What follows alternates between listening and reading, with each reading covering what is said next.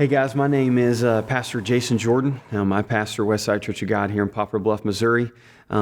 This issue and topic is very near and dear to my heart. I've actually had the privilege and opportunity of speaking at the governor's initiative that was held here in Poplar Bluff about the opioid crisis and epidemic.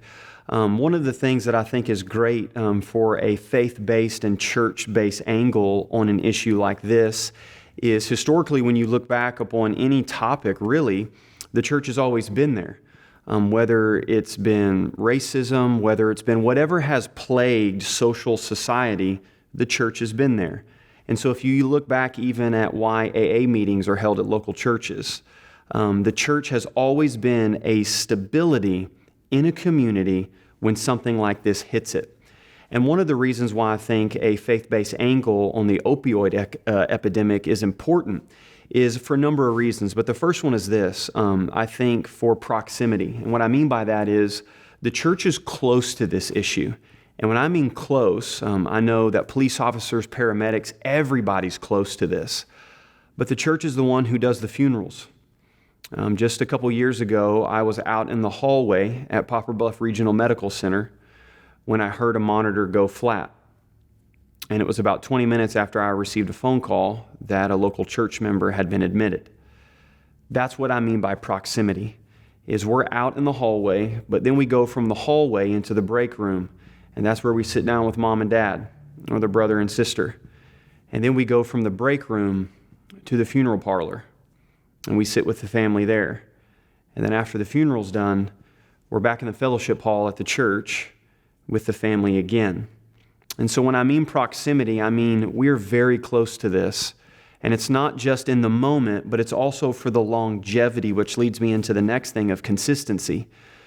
One of the things that the faith-based community has to offer a crisis like this is the church isn't going anywhere in the community. Westside's been a church in Poplar Bluff for well over 50 years, but there's been churches for double that amount. And one of the great things about consistency is that we're always going to be around. And so we're not just there in the hallway at the hospital or in the break room or at the funeral parlor, but years, months, days, weeks after the event has happened, we're there with the family. And also on the upside and positive side, we're also there with an individual who has beaten this addiction. And we get to walk that journey with them as well. And so there's a number of things that go into an issue like this, like a social aspect. Anybody who comes out of an environment that's sort of drug-induced and has created their habits, they need a new social network. And I think the church is a great place to meet new people, probably better than Tinder, in my own personal opinion. And so we get to offer a social aspect of that as well. But also there's a social stability. And so I know in Poplar Bluff alone that you can attend a faith-based recovery meeting every night of the week. And that literally goes from Sunday to Sunday. That every evening that you can meet at a local church and attend something and sit around in a circle, introduce yourself and say, this is who I am, and know that you're not alone. And so it's not just proximity and consistency, but I think it's also urgency. For us as the church, we are the prophetic voice of the culture, if you will. I am privileged to get to stand up on Sunday morning, and G. Campbell Morgan, a famous preacher down in Dallas, once said, preachers oftentimes preach with the Bible in one hand and the newspaper in the other. And I think with the opioid epidemic, that's one of those times where we preach with the Bible in our hand and a newspaper in the other.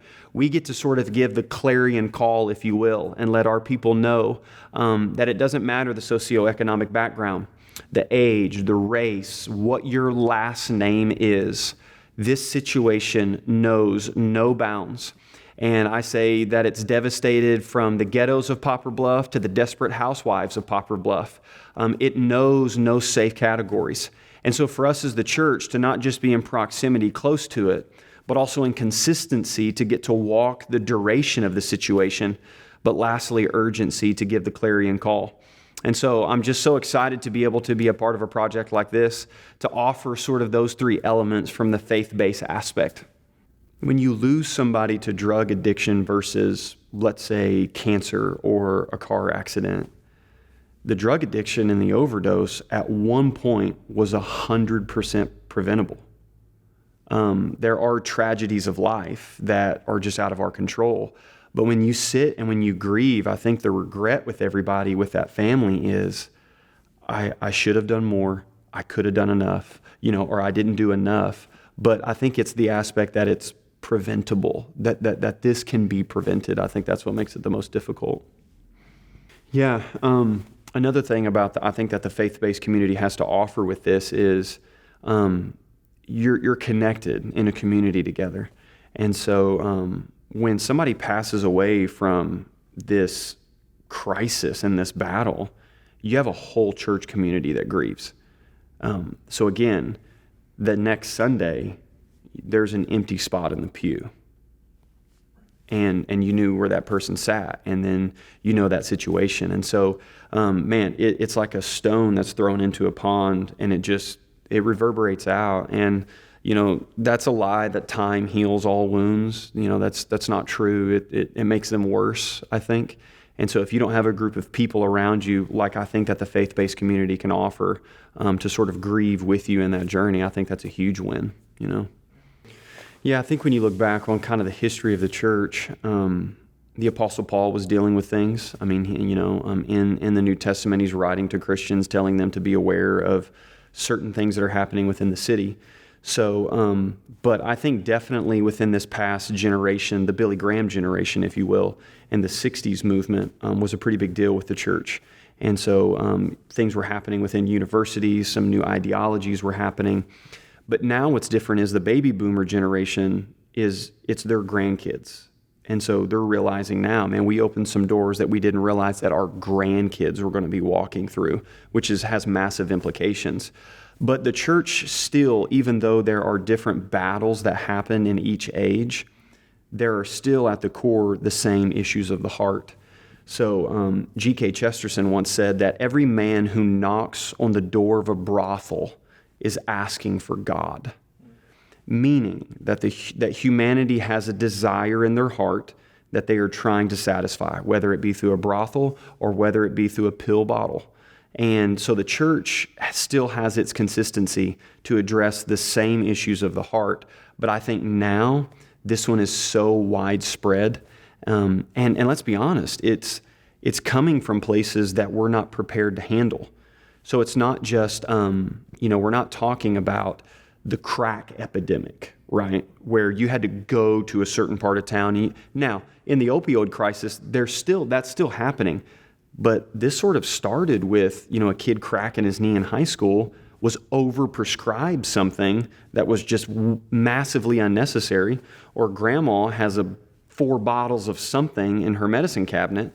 And now the access to it, I think where churches have to deal with it is awareness and urgency and clarity for their people, where we're having to train our people for stuff that we would never in a million years think that we would have to train them for. So, yeah, if somebody approaches and says, this has its teeth in me, I need help, I think the first thing that you do is you love them in their moment of weakness, and you let them know that they're not so far gone that they cannot change. That's a lie, that people can change. But I think at the same time, you have to give them a reality check as to what they're really asking. Because there's this Jesus and blind Bartimaeus. Blind Bartimaeus comes to Jesus, and Jesus says, what do you want me to do for you? Well, he's blind. So maybe, make me see again. But I think Jesus asked the question, what do you want me to do for you, in a subtle way of, if I do this, your life is never going to be the same again. You can't encounter this and not leave changed. And so I think it's loving them, supporting them, but also speaking truthfully and saying everything's going to change, but it's going to change for the better. And then awareness, you got to let everybody know. You can't go, I want to kind of deal with this, but on my own terms. I don't want to go off somewhere. Can I meet in your office just kind of once a week, maybe for an hour on my lunch break? No, you can't, because you're not the exception. You don't have it under control, and it will cost you everything.